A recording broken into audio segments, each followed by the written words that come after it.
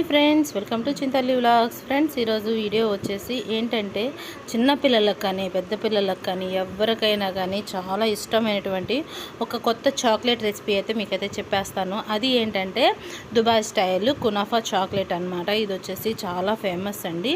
కానీ ఈ ప్రాసెస్ అనేది చేసుకోవటం కొంచెం ఈజీగానే ఉంటుంది. కాకపోతే మనకు వచ్చేసి ఇందులో కొంచెం బేకరీ ఐటమ్స్ అయితే మనం యూజ్ చేస్తామన్నమాట. ఇది ఎలా చేసుకోవాలి ఏంటి అన్నది అయితే ఈ వీడియోలో నేను మీకు క్లియర్గా అయితే చెప్పేస్తాను. ఫ్రెండ్స్, ఎవరైనా ఫస్ట్ టైం నా ఛానల్ చూస్తుంటే మాత్రం సబ్స్క్రైబ్ చేసుకోవడం మాత్రం మర్చిపోకండి. సబ్స్క్రైబ్ చేసుకొని పక్కనే ఉన్న గంట సింబల్ అనేది యాక్టివేట్ చేసుకోండి. అప్పుడే నా వీడియో యొక్క నోటిఫికేషన్స్ అనేవి మీకు వస్తాయి అన్నమాట. ఈ ప్రాసెస్ అనేది చాలా ఈజీ అండి. మనకి చాక్లెట్ అనేది మనకి బయట రా చాక్లెట్ దొరుకుతుంది కదా, అది తెచ్చేసుకొని మనం ఈజీగా అయితే చేసుకోవచ్చు. ఫస్ట్ అయితే నేను కొంచెం వాటర్ అయితే హీట్ చేసుకుంటున్నాను. ఇందులో మనం చాక్లెట్ అనేది ఫస్ట్ బాగా బ్లెండ్ చేసుకోవాలన్నమాట. అంటే ఇక్కడ వచ్చేసి ఫస్ట్ నేను వైట్ చాక్లెట్ చిప్స్ అయితే తీసుకుంటున్నాను. మనకి చాక్లెట్ అనేది పెద్ద పెద్ద బార్లుగా కూడా దొరుకుతుంది కదా, నేనైతే ఇట్లా చాకో చిప్స్ అయితే తీసుకుంటున్నాను. ఫస్ట్ ఈ చాకో చిప్స్ అనేది మనం డబుల్ బాయిల్డ్ మెథడ్లో అయితే వీటిని మొత్తం మనం కరిగించుకోవాలన్నమాట. కానీ చాక్లెట్ అయితే చాలా టేస్టీ యమ్మీగా అయితే చాలా బాగుంటుంది. ఇదిగోండి, ఫస్ట్ కొంచెం అయితే వేసుకొని నేను దీన్ని డబుల్ బాయిల్డ్ మెథడ్లో అయితే బాయిల్ చేసుకుంటున్నాను. చూసారు కదా, ఈ విధంగా మీకు ఇంట్లో ఎలా వీలుగా ఉంటే అలా అయితే చేసుకోండి. ఫస్ట్ అయితే నేను ఇది ఇలా అయితే బాయిల్ చేసుకుంటున్నాను. మనకి చాకో చిప్స్ కూడా కరుగుతున్నాయి కదా, ఇది ఇంకొంచెం మనకి లూజ్గా కావాలి అనుకుంటే ఇందులో కొంచెం మనం కుకింగ్ ఆయిల్ అనేది వేసుకుంటే, ఇప్పుడు ఇది కొంచెం గట్టిగా ఉంది కదా, సో అందుకని నేను కొంచెం కుకింగ్ ఆయిల్ అయితే వేస్తున్నాను.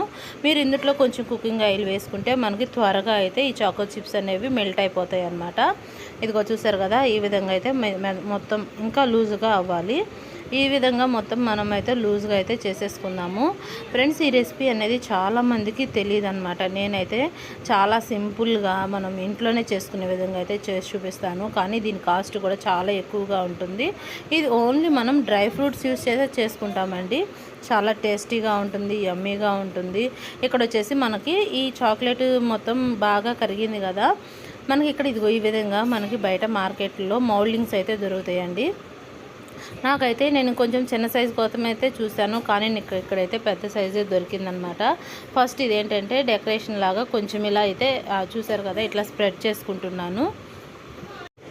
మనం ఇలా స్ప్రెడ్ చేసుకున్నాము కదా, దీన్ని అయితే ఇప్పుడు మనం ఫ్రీజర్లో పెట్టేసుకుంటే మనకి ఇది కదలకుండా అలాగైతే కూలింగ్కి మనకి గట్టిపడుతుంది అనమాట. మనం దీన్ని డీమోల్డింగ్ చేసుకున్నప్పుడు చాలా కలర్ఫుల్గా బాగుంటుంది. ఇదే విధంగా నా దగ్గర ఇట్లా చిన్న చిన్న మోల్డింగ్స్ కూడా ఉన్నాయన్నమాట. ఇందులో కూడా అయితే వేసేసుకుందాము. ఇదైతే మనకి రెగ్యులర్ చాక్లెట్గానే వస్తుంది, చాలా బాగుంటుంది. ఇలా ఫస్ట్ ఒక చిన్న లేయర్ లాగా వేసుకొని దీన్ని కూడా అయితే ఫ్రీజర్లో అయితే పెట్టేసుకుందాము. ఇదిగోండి, మనకి మెయిన్ ఈ కునాఫా చాక్లెట్కి మెయిన్ ఫస్ట్ కావాల్సిన ఇంగ్రీడియంట్ ఏంటంటే పిస్తా పప్పు. ఇది సాల్టెడ్ కాదు, నార్మల్ పిస్తా పప్పు అనమాట. వీటిని ఫస్ట్ మనం కొంచెం బాయిల్ చేసుకోవాలి. ఎందుకు అంటే దీనిపైన పొట్టు ఉంటుంది కదా, ఆ పొట్టు తీసేసుకోవాలి. నేను అది మనకి కొంచెం ఉడికేలోపు ఇక్కడ మనకి ఈ సేమియా అనేది బారు సేమియా అనేది మనకి బయట మార్కెట్లో సూపర్ మార్కెట్లో దొరుకుతుందండి.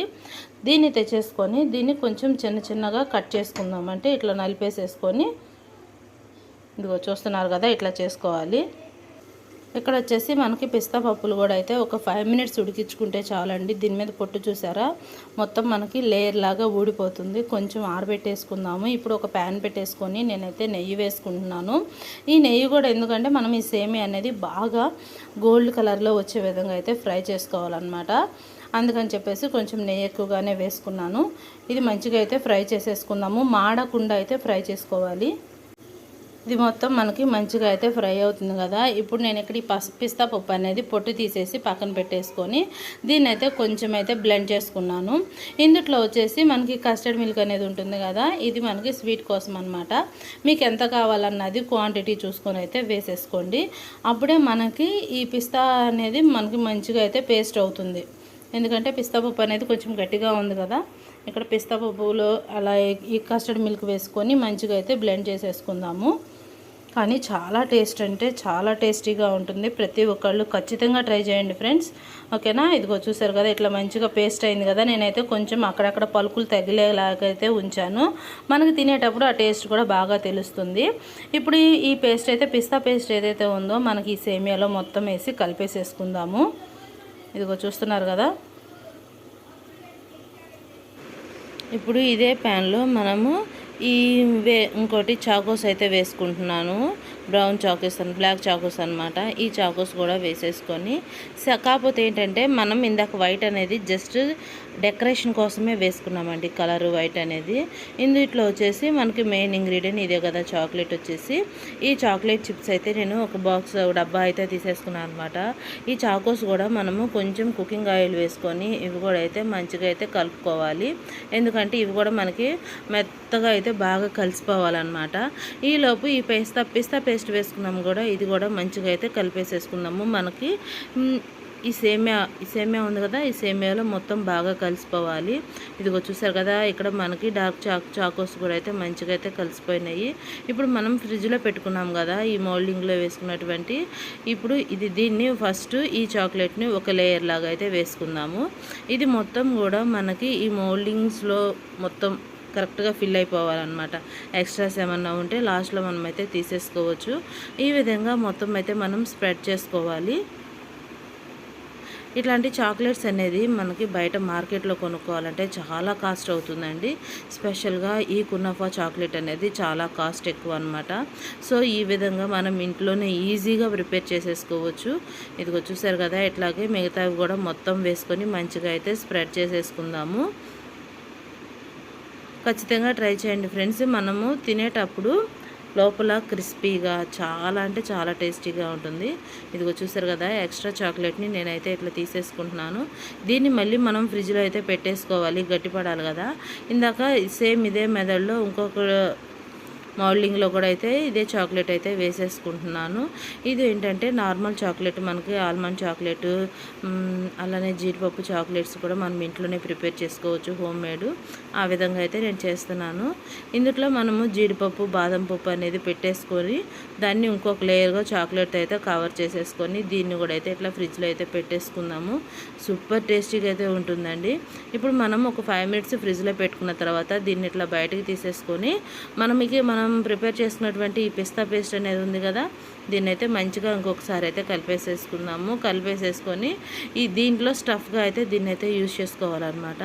ఇదిగో నేను ఎలా అయితే పెడుతున్నానో ఆ విధంగా అయితే పెట్టేసుకోవాలి. దీన్ని కూడా మంచిగా 4 వైపులు అయితే స్ప్రెడ్ చేసేసుకోవాలి. ఇదిగో చూసారు కదా, ఇట్లా మొత్తం అయితే పెట్టేసేసుకుందాము. ఈ విధంగా అయితే రెడీ అయిపోయింది కదా. దీన్ని అయితే కొంచెం సేపు పక్కన పెట్టేసేసుకుందామండి.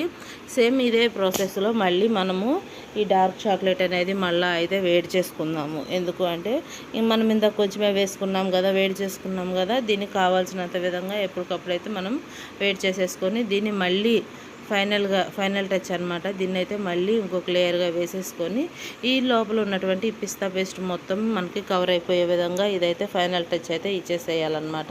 ఈ విధంగా మొత్తం స్ప్రెడ్ చేసేసుకొని ఒక 10 minutes or 15 minutes మనం ఫ్రీజర్లో పెట్టేసుకుంటే మనకి చల్లని kunafa chocolate, Dubai special kunafa chocolate అనేది రెడీ అయిపోతుంది. చాలా బాగుంటుంది. ప్రతి ఒక్కళ్ళు ఖచ్చితంగా ట్రై చేయండి. ఓకే ఫ్రెండ్స్, ఫైనల్లీ నాదే చాక్లెట్ అయితే రెడీ అయిపోయింది.